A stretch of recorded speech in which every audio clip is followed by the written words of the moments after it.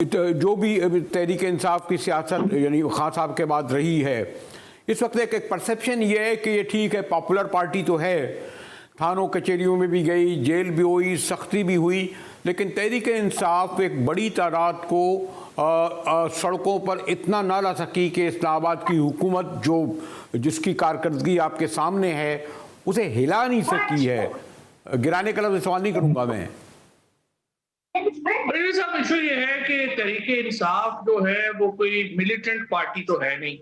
हम लोग तो एक मिडिल क्लास की पार्टी है और हम लोगों की जो सियासत है वो भी बड़ी आई वुड से कि with in the bound of law रही है। हमने अपनी कोई फोर्सेस तो बनाई नहीं हुई जैसे कि और बहुत सारी जमातों ने जो है वो बनाई है, और जो कि रेंजर्स को, पुलिस को पछाड़ सकें।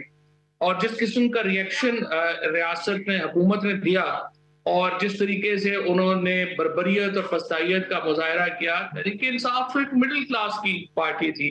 हम लोग जो है, हमारा कोई जो बहुत सारी एक एक्सट्रीमिस्ट पार्टीज हैं उनकी तरह कोई वो उस तरह की फोर्सेस तो थी नहीं, ना ही हम एमकेएम थे। तो लिहाजा हमारा जो रद्द अमल था वो तो एक मिडिल क्लास का, लॉ अबाइडिंग सिटीजन्स का वैसे ही हो सकता था।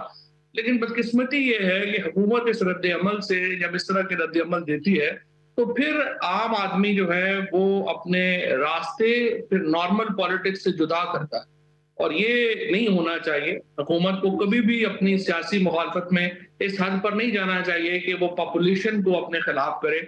और आज 2/3 मेजोरिटी जो है इलेक्शनों में जो बोली है उसके मैंडेट का एहतराम किया जाना जरूरी है। कि ये तो बात कोई ना हुई कि आप ये कहें कि हम कानूनी, इखलाकी, सियासी और इंतखाबी जंग तो हार गए हैं, लेकिन अगर आप फिजिकली हमसे ले सकते हैं तो ले लें। देखिए ना, ये तो मॉडर्न जो कॉन्सेप्ट है रियासत के, स्टेट के, उसके खिलाफ है। क्योंकि इस तरह तो आप ये कह रहे हैं कि आप एक लॉ एंड ऑर्डर क्रिएट करें और फिजिकली हमसे अगर आप छीन लें तो छीन लें, अदरवाइज तो हम देने को तैयार नहीं।